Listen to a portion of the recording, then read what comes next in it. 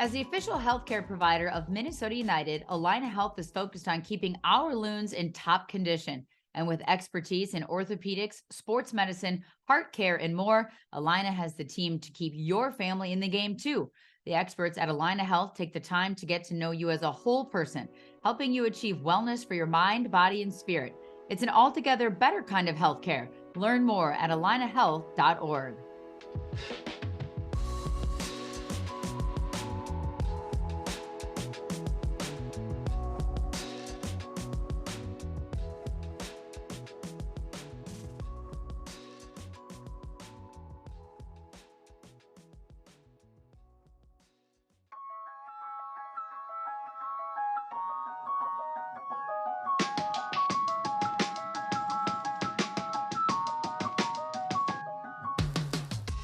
All right, everybody, welcome back to a very, very special edition of A Sound of the Loons podcast for Minnesota United. We are lucky and honored to be joined by Mallory Swanson of the U.S. Women's National Team, who, as we know, and if anybody pays any attention to what's going on here in the Twin Cities with soccer, the U.S. Women's National Team is coming to face Korea Republic on Tuesday, June 4th.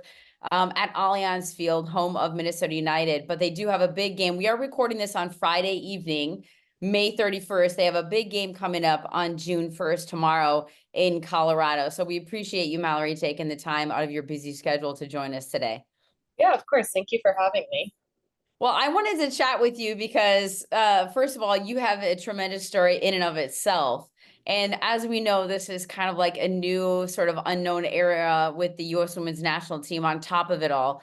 But I want to start with you. You know, coming back into the fold with the U.S. Women's National Team, you have quite the history with the group prior to your injury, which was April of 2023. But you did play in the She Believes Cup, which was just this last April.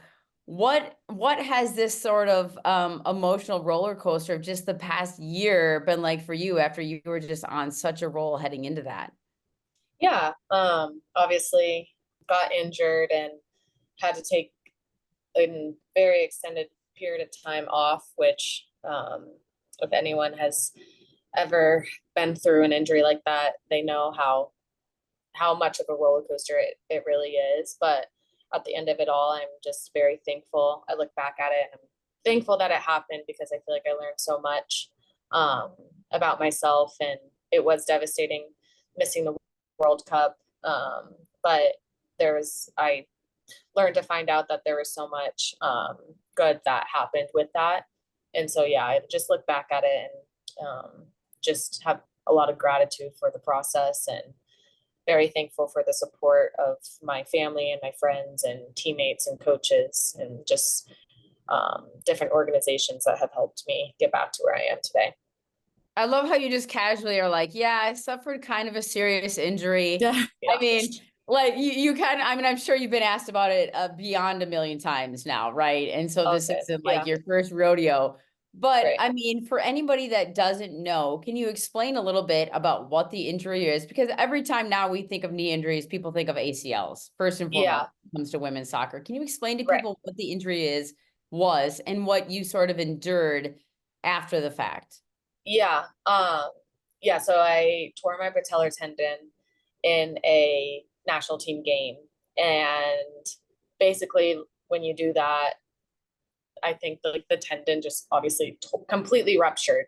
I think people can like tear it like a little bit, but mine completely ruptured. So then a few days later, I flew to Chicago. You have to get surgery right away with an injury like this.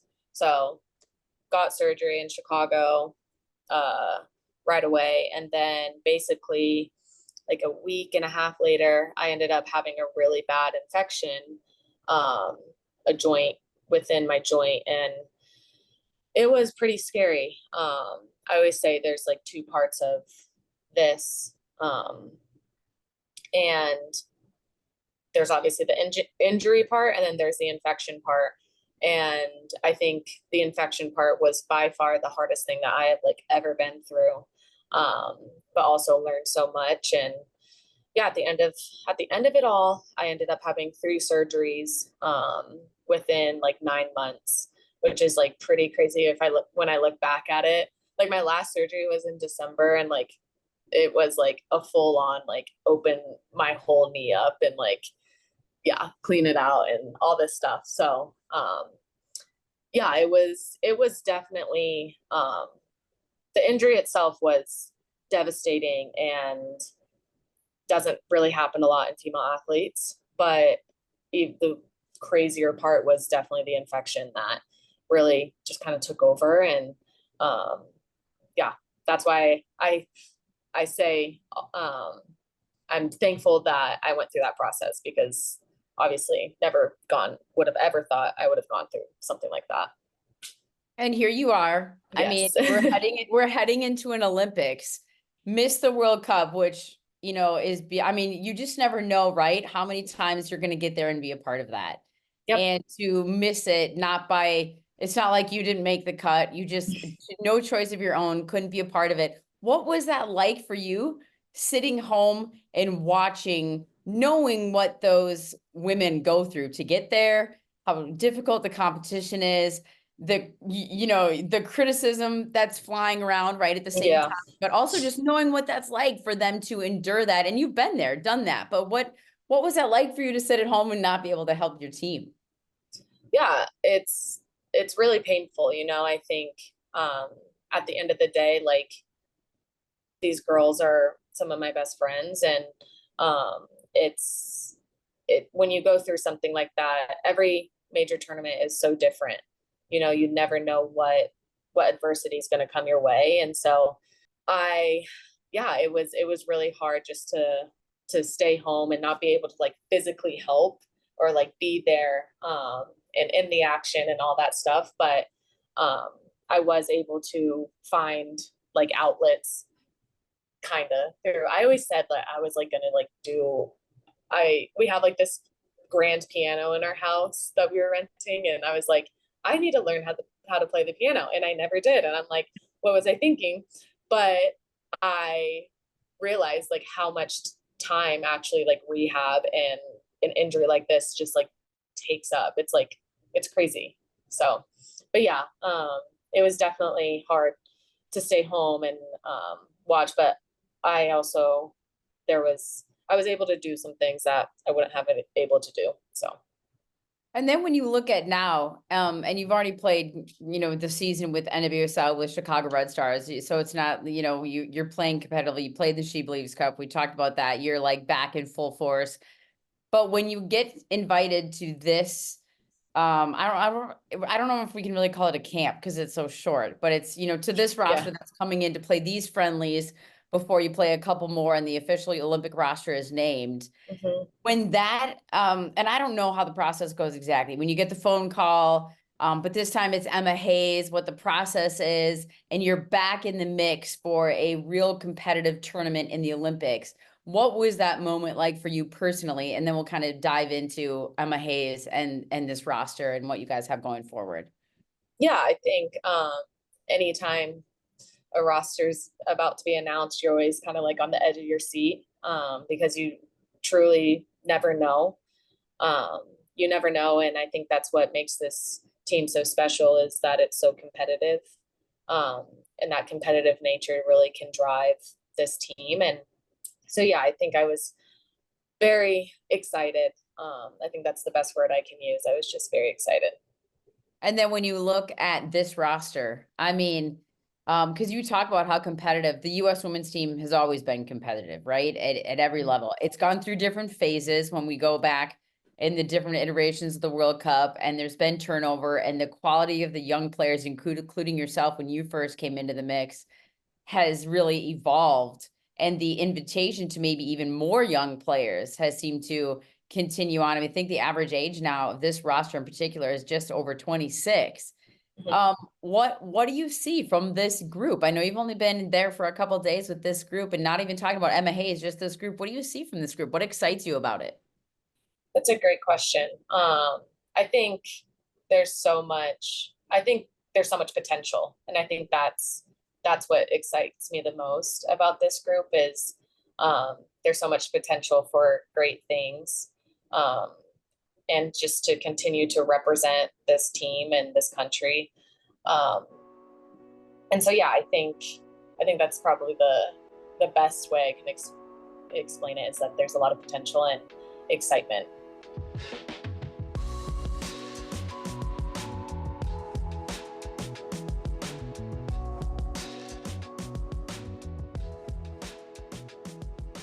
Just because the Loons are away doesn't mean you have to watch the match from home. With Loons Watch Spots, presented by Coors Light, you can find a piece of that Allianz Field atmosphere at some of your favorite Twin Cities locations. Check out the full list of locations and upcoming watch parties at MNUFC.com/Loons Watch Spots.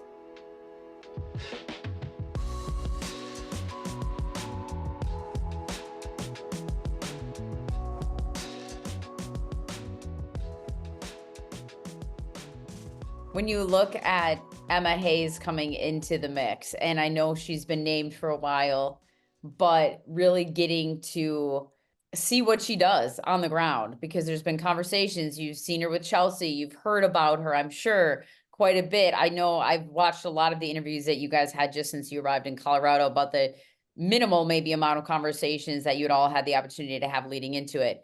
Training sessions, film sessions.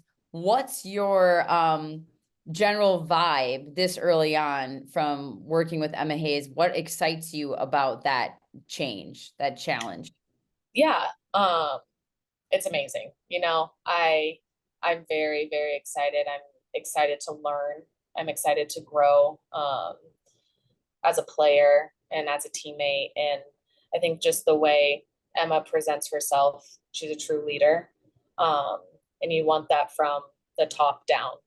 I think one thing that we all are doing is just being focused on the process and continuing to build the trust. I think is key, and that's what this camp has been about. And yeah, it's amazing, and it's really exciting.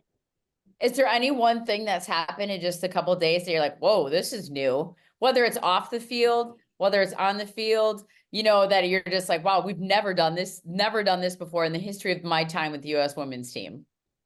I honestly don't think so. I think it's been a pretty seamless transition, and it's merging everyone. And I can't really think of anything right off the bat of my head, but yeah, I think it's been good because it has been seamless, and we're all eager to learn and to grow. And so, yeah.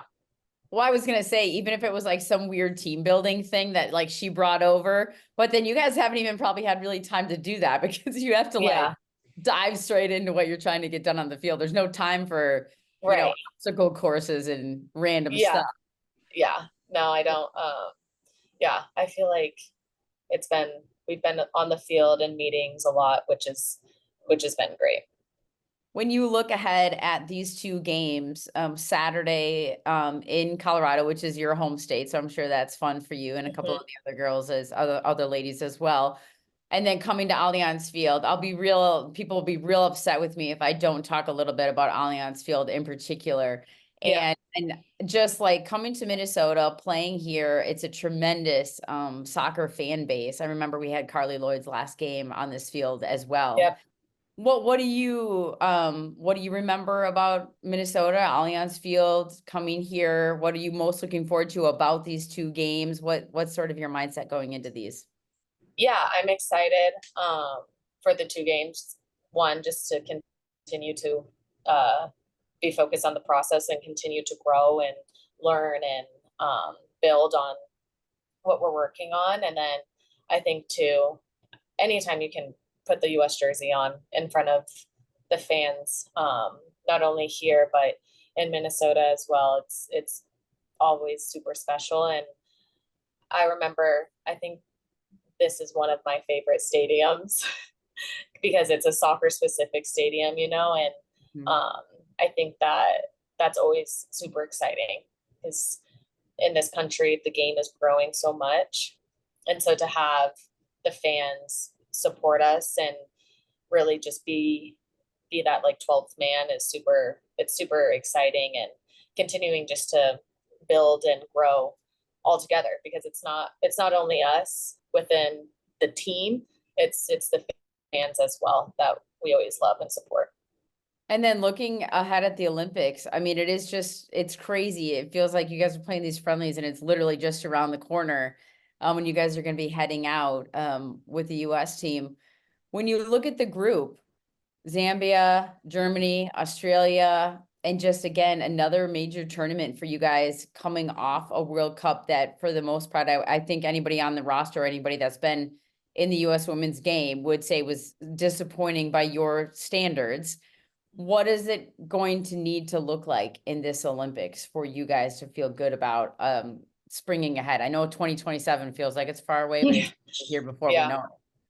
Yeah, I mean, it's a great question, but I think one thing I did learn about my injury is you really can't take anything for granted, you know?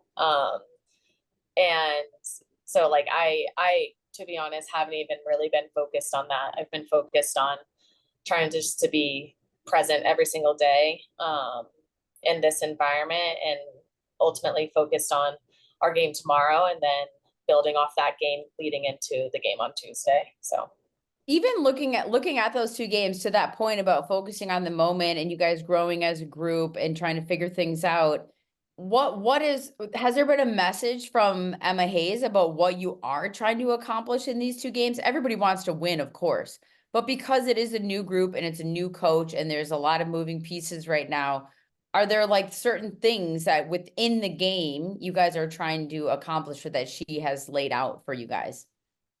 That you can, I should say. Sorry, say that again. I said that you can share. I mean, we don't have to give away, like, you know, the board type material, but I think the best way I can put it is that we're all really focused on the process. Just the process of coming together, growing, learning, getting on the same page. And I think with that, trust is built. And with those two things, I think that's kind of what we're focused on. And so, yeah. And then just lastly, if you look at the history of women's soccer, we can talk about the U.S. women's national team in particular, but you also just talked about how much the sport is growing, not just in this country, but in the world, and soccer specific stadiums, which now we're starting to see on the women's side as well, being built, and the support. What do you make of it? You're still so young, you're only 26, but what do you make of where this game is in the United States in particular, and where it's come from, even when you were a little girl, you know, playing in your backyard with your sister? Yeah. I mean, the growth has just been exponential. I think looking at it, I think what's so special and what's so cool nowadays is that there's an actual league that young girls can come and watch us play. Growing up, I didn't have that. It was just the national team, you know? And so having that avenue as well, I think is super special. And not only in the States, I think globally as well. You're just seeing that. And I think that's been probably the coolest thing, just to be a part of growing the game, not just in the States, but also globally. Okay, I lied. I have one more, because that made me just think of something. Yeah. What was it like the first time you ever saw somebody in the stands, a little girl or somebody wearing your jersey? What was that like? It was probably a little weird. Yeah, I think it was definitely probably like, what? Like, this is actually kind of happening. And I've always wanted to try and be a positive light and an inspiration to not only young girls, but whoever in the world. And so it's cool that I'm able to live that out, because I feel like that's what I've been called to do. And so, yeah, I'm very blessed in that way. Awesome. Well, thank you so much. I really appreciate you taking the time. Like I said, I know you're incredibly busy. So again, thank you so much for taking the time. I look forward to seeing, I'll be at the game on Tuesday. Yay. Tomorrow on Saturday. And I'm looking forward to seeing this iteration of the U.S. women's national team and how you guys will just continue kicking some butt. So I appreciate it. Of course. Thank you so much. All right. Thanks, Mallory. Have a great night. Bye. You too. All right, everybody, that's another super special edition of Sound of the Loons. Thank you all for joining us, and I hope you will be joining us on Tuesday at Allianz Field for the U.S. women's national team game. And as I said, we're recording this on Saturday, so the Minnesota United group also has a game Saturday night at Allianz Field coming up here against Sporting Kansas City. But thanks, everybody.